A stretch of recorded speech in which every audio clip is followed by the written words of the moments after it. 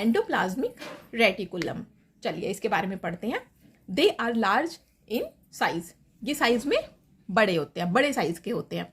It's main function are to process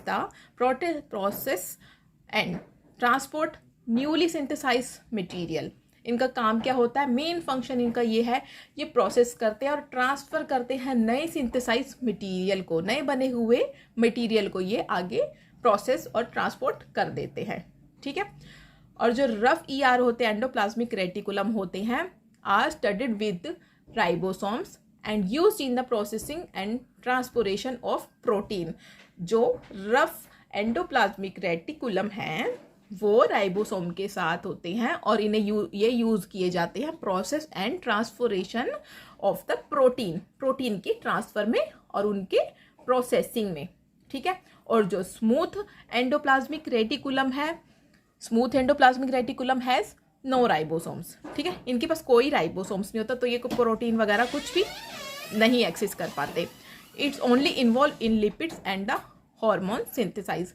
ये क्या करते हैं, सिर्फ इन्वॉल्व होते हैं, ये सिर्फ इन्वॉल्व होते हैं लिपिड और हार्मोन्स की सिंथेसाइज में। ठीक है। और उसके बाद हम पढ़ेंगे Golgi apparatus.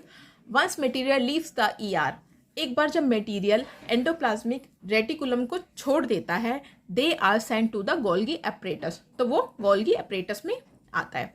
They are packed the material and distribute. फिर ये गोल्गी एपरेटस का काम क्या होता है, सारे मटेरियल को पैक करता है और डिस्ट्रीब्यूट करता है वेयर दे आर नीडेड, जहाँ पे जिसकी ज़रूरत होती है ये उधर ही मटेरियल को पैक करके डिस्ट्रीब्यूट कर देता है। ठीक है। Some material are incorporated into plasma membrane. कुछ जो मटेरियल है इनकॉर्पोरेट किया जाता है प्लाज्मा मेम्ब्रेन में। Whole other passes through the membrane and leaves the cell. और बाकी का जो होता है वो थ्रो किया जाता है मेम्ब्रेन में और उसके बाद सेल से बाहर लीव कर दिया जाता है। फिर उसके बाद पढ़ेंगे हम lysosomes. They are small in size. Lysosomes क्या होते हैं, स्मॉल साइज में होते हैं। They are used in digestive enzyme to dispose of unwanted material. ठीक है, छोटे साइज के होते हैं और इनका काम क्या होता है, इनको कैसे यूज़ किया जाता है, डाइजेशन, एंजाइम्स की डाइजेशन में, और उसके बाद डिस्पोज कर देते हैं जो अनवांटेड मटेरियल होता है उसको डिस्पोज कर देते हैं। They are also used in recycle old and damage cell part. इसका दूसरा यूज़ भी क्या होता है कि ये जो डैमेज पार्ट होता है सेल का या जो पुराना है उसको रिसाइकिलिंग में भी यूज़ किया जाता है लाइबोसोम का। ठीक है, मतलब लाइजोसोम होते हैं जो वो पुराने और डैमेज सेल पार्ट को रिपेयर कर देते हैं, रिसाइकिल कर देते हैं। ठीक है।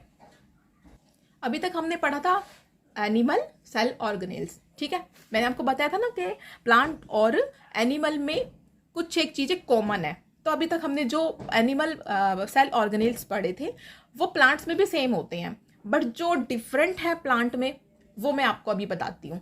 तो अब हम देखेंगे plant cell organelles. Some plant organelles are not found in the animal cell. अभी बताया था मैंने आपको कि कुछ एक ऐसी चीज़ें होती हैं जो एनिमल सेल में नहीं होती, क्योंकि जो अब तक पढ़ी हैं वो दोनों में होती हैं, बट ये जो प्लांट की है वो एनिमल में नहीं होती। They are chloroplast, vacuole and plant cell wall. ठीक है, वैक्यूल क्या कहते हैं कि एनिमल में होता है बट बहुत छोटे साइज का होता है। ठीक है, तो हम यहाँ पे उससे डिफरेंट है, बड़े साइज का है, तो इसे हम प्लांट सेल में पढ़ेंगे। तो क्या कहते हैं, some plant organelles are not found in a animal cell. They are, कौन कौन से है वो, they are chloroplast, vacuole and plant cell wall. तो अभी हम पढ़ेंगे क्लोरोप्लास्ट। ठीक है, क्लोरोप्लास्ट क्या होता है, chloroplast are the site of the photosynthesis. ये क्या होता है कि फोटोसाइंथेसिस का एक प्रोसेस होता है। It is a process in which, ये एक ऐसा प्रोसेस है जिसमें light energy from the sun is use to convert to CO2 and water into glucose. आपको मैंने फोटोसाइंथेसिस में पढ़ाया भी था कि ये एक ऐसा प्रोसेस है जो लाइट एनर्जी सनलाइट की प्रेजेंस में होता है। इससे क्या करते हैं, कन्वर्ट करते हैं कार्बन डाइऑक्साइड और वाटर को ग्लूकोज में। ठीक है, they are filled with the green pigment. ये फील्ड होती है ग्रीन पिगमेंट से, इट इज कॉल्ड क्लोरोफिल। ठीक है, और ये पाया जाता है लीव्स के अंदर, प्लांट में लीव्स के अंदर, which gives the green colour to the plant. ठीक है, chloroplast are the site of the photosynthesis. It is a process in which light energy from the sun, ठीक है, लाइट एनर्जी सन के द्वारा ली गई, उसे यूज करके कन्वर्ट किया गया है कार्बन डाइऑक्साइड और वाटर को ग्लूकोज में। They are filled with the green pigment, जो कि ये ग्रीन पिगमेंट प्रोवाइड करते हैं हमारे लीव्स को। It is called the chlorophyll. And next है द वैक्यूल। वैक्यूल क्या है अब? It is a large in size in plant cell. बताया था मैंने आपको वैक्यूल होता तो एनिमल सेल में भी है, बट उसका साइज बहुत छोटा होता है, ठीक है। तो इसलिए हमें प्लांट सेल में इसको अलग से भी डिफाइन करना पड़ेगा कि वैक्यूल का क्या साइज होता है प्लांट सेल में, large in size. It is bubble like structure, ये एक बबल लाइक स्ट्रक्चर होता है to use to store water, protein and other molecules, ठीक है। बबल लाइक एक स्ट्रक्चर होता है जो यूज किया जाता है पानी स्टोर करने में, प्रोटीन और अदर मॉलिक्यूल मटेरियल सबको स्टोर करने के लिए वैक्यूल का यूज किया जाता है। नेक्स्ट है cell wall. The cell wall surrounded the plant cell. Cell wall क्या होता है कि जैसे प्लांट सेल है, इसके प्लांट सेल मान लो ये, इसके कॉर्नर पे एक सराउंड होता है, सराउंडेड होता है एक सेल वॉल से, ठीक है। उसे हम कहते हैं सेल वॉल।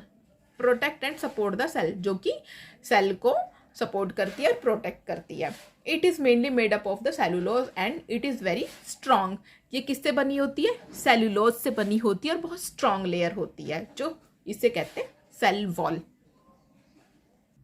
नेक्स्ट, अभी हमारा वो हो गया सेल वॉल, हमारा कंप्लीट हुआ है एनिमल सेल ऑर्गेनेल्स और प्लांट सेल ऑर्गेनेल्स। हमने इसको प्रॉपर स्ट्रक्चर को डिफाइन करके समझ लिया है। उसके बाद क्या आता है, सेल के फंक्शंस क्या होते हैं, ठीक है। अब हम पढ़ेंगे cell function. As you already know that is cell is a structural and functional unit of livings. जैसा कि आप सब जानते हैं सेल क्या होता है, एक स्ट्रक्चरल एंड फंक्शनल यूनिट होती है सब ऑर्गेनिज्म की, ठीक है, जो भी लिविंग है। Cell provide the structure basis of all organism. Cell क्या प्रोवाइड करता है? एक स्ट्रक्चर, एक शेप प्रोवाइड करता है सब ऑर्गेनिज्म को, ठीक है। Number 3, cell are responsible for the growth of organism. Cell क्या है? रिस्पॉन्सिबल होता है ग्रोथ के लिए, ठीक है, हाइट, साइज, इसके लिए क्या होता है सेल, इसका ये फंक्शन है। पहला क्या था कि आप जैसा कि जानते हैं ये एक स्ट्रक्चर है, फंक्शनल यूनिट है। सेकंड, प्रोवाइड करता है स्ट्रक्चर, ठीक है। जैसे कि हम एक घर बनाते हैं, उसमें क्या होता है, पहले हम लोगों को नींव रखनी पड़ती है, फिर ब्रिक्स लगा के घर को ऊपर की दीवारें बनानी पड़ती है। तो ऐसे ही सेल भी एक स्ट्रक्चर प्रोवाइड करता है ऑर्गेनिज्म को। नंबर 3 पे वो रिस्पॉन्सिबल होता है फॉर ग्रोथ, ठीक है, ग्रोथ के लिए रिस्पॉन्सिबल है। Number 4, organism needs energy to perform different chemical reaction. इसका क्या यूज होता है? ऑर्गेनिज्म को जैसी भी एनर्जी चाहिए होती है तो सेल उसे वैसी एनर्जी प्रोवाइड करता है। In plant it provide by the photosynthesis. Plant में क्या होता है? फोटोसाइंथेसिस के थ्रू मिलती है ये एनर्जी। और in animal the energy comes from the respiration, ठीक है। एनिमल में क्या होता है? रेस्पिरेशन के थ्रू एनर्जी प्रोवाइड हो जाती है। A cell helps in the reproduction. Cell हेल्प करता है रिप्रोडक्शन में भी by the process of mitosis and meiosis. एक सेल है जो वो रिप्रोडक्शन के लिए भी यूज होता है, उसका प्रोसेस माइटोसिस और मियोसिस के थ्रू किया जाता है, ठीक है। यहाँ तक हमारे हो गई है सेल फंक्शन और हमारा कंप्लीट होता है पूरा सेल।